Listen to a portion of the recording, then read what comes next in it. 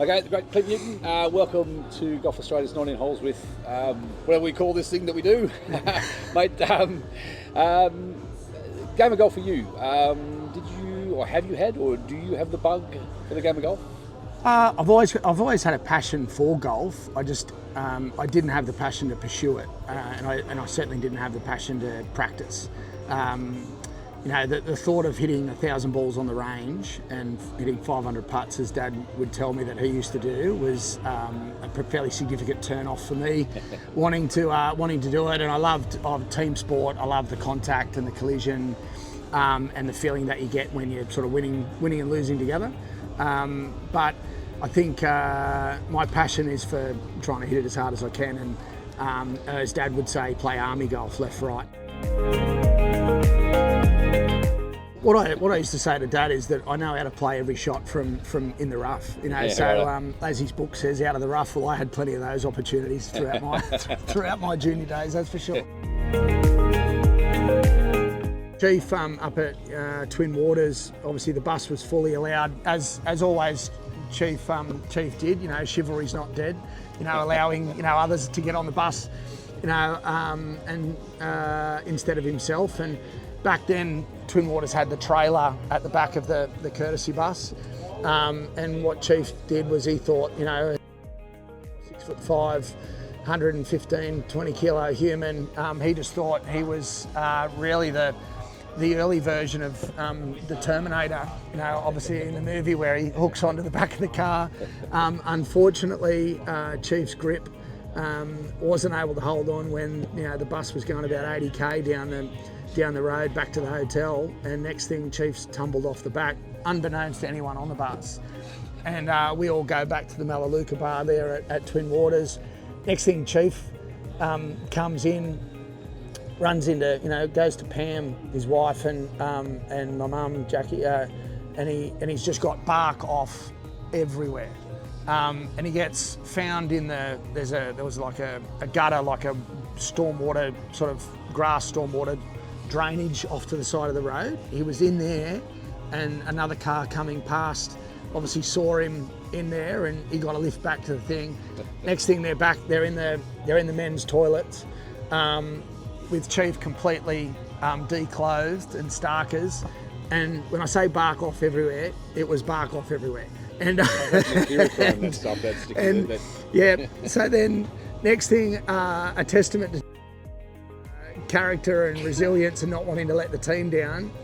It's 35 degrees, next day at Twin Waters, and as you can imagine, he's hitting off in the afternoon. He's not a great golfer at the best of times, and the seeping of the grazers was just coming through. The big fella was in agony, and he just battled through and ended up playing. But it was one of the great stories.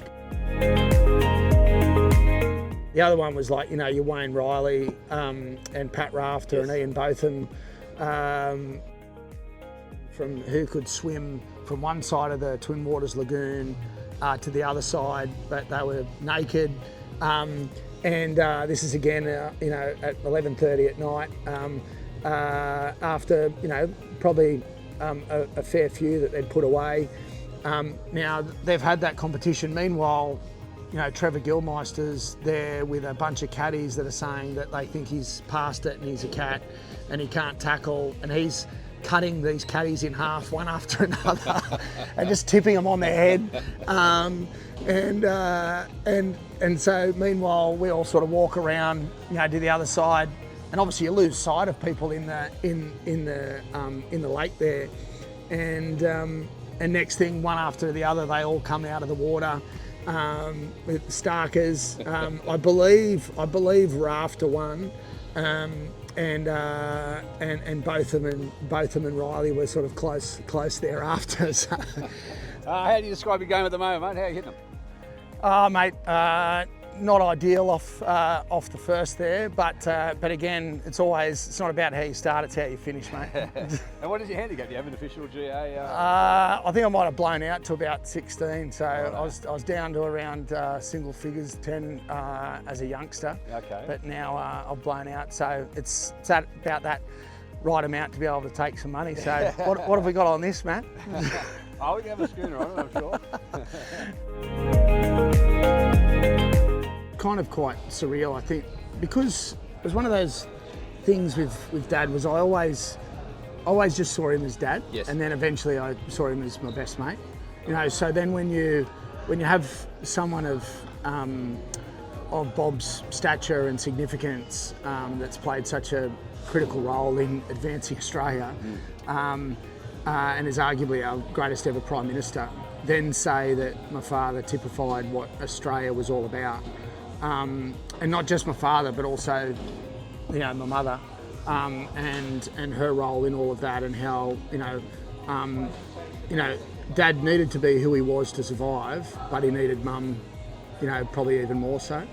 So they're the things that I often reflect on, you know, now that Dad's gone, because in the moment, sometimes you let it wash over you, and then you kind of don't understand the significance of it at that time, because again, you're not seeing him as anything but, you know, the guy that, you know, would roll the arm over and, you know, in the backyard and play cricket and, you know, go to the beach and, you know, body surf and play golf with and whatnot. So now, like, you know, when you reflect back more now, you know, you become pretty nostalgic about it all, and you go, not only was he a fantastic father and a great role model for me, but he was an incredible leader in the country.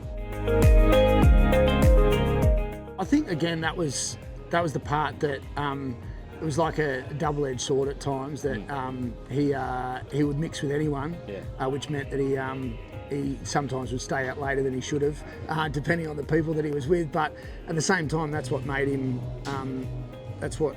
such a special human, that he could walk into the local pub and talk to someone that you know, didn't have a couple of dollars to rub together, and may have just walked in for one schooner on their way to the Housing Commission, or somebody that was, you know, the Prime Minister of the country, you know, or royalty from, you know, the UK. He and Mum created an environment at the event that was about, yes, leave your egos at the door, respect it, like, you know, everyone deserves, you know, respect. Everyone that there is there for the right reason, and if you don't enjoy yourself, that's your fault, you know, type thing. So you know, always made it a bit of a theme of his that he was the last one standing at the bar, which I've somewhat continued that tradition, which is not ideal, but again, it's part of the legacies. Started it in 1986 under fairly significant pressure, where, you know, originally back then, you know, people tried to stop Dad starting the Junior Golf Foundation, and he had no support, you know, from, you know, Golf Australia or the PGA or anyone, and effectively it was one of the few times that I hear Mum swear, is where she said, you know, fuck 'em, you go and start it, we'll put our own money into it. And that's how it started, when he was just going, why do people not want to support kids, you know, playing in this country? And that's how it started. So I've bladed it off the tee, so I'm just trying to have a recovery shot. Like I said earlier on, I've tried to master a lot of these recovery shots, so we'll see how we go. Looks like I've got another one. Need to go to the government with a mission to get them to, you know, to help them understand the significance of golf in this country, and not just what it can do, obviously from a tourism perspective, as we've seen with Liv and Adelaide, but also what the values that golf teaches kids, which is something that Dad has always promoted, is the fact that, you know, you've got to score your own card, you know, so it teaches you about respect, honesty, you know, trust, resilience, you know, those types of things that, again, kind of are difficult to find in that way. Like, you won't find another sport in the country where you can be 10 years of age and playing with a 74-year-old, and having to walk the course, communicate, score each other's cards, you know, take the flag, not walking people's life, just the basic principles that should be, instilled across the community. That's what he's always been about now. We think there's an opportunity to expand Jack Newton Junior Golf. It's one of the reasons why I want Golf Australia and the PGA and Co to get behind the change of format at the Jack, because this is about promoting junior golf in the country. Yes, we're going to play against each other in state comps and at the Jack Newton National and at different, Australia Amateurs and Australia Junior Amateur and those types of things. However, this has still got to be about, how do we ensure more kids are playing and are getting the benefits of the game, and again, every metric of ours in Jack Newton Junior Golf is up. Our boys' participation is up by more than 35-40%. Our tournaments across all our junior events were up by between 30 and 35% in participation. We had our biggest ever turnout at the Jack Newton International at Cessnock with over 500 kids across all states and territories in 15 countries coming and playing. Now, there's nothing, no one else can compete with that, and that's something that we are proud of, but we also think there's opportunities for it to be rolled out, potentially across other states. And honestly, at 16 handicap, you feel you're okay with that? Look, I am, due to the fact that it is, I'm hit and miss. I'm probably like a Dizzy Gillespie type player, where sometimes I'm going to get a duck and sometimes I might score a quick finish, score a ton.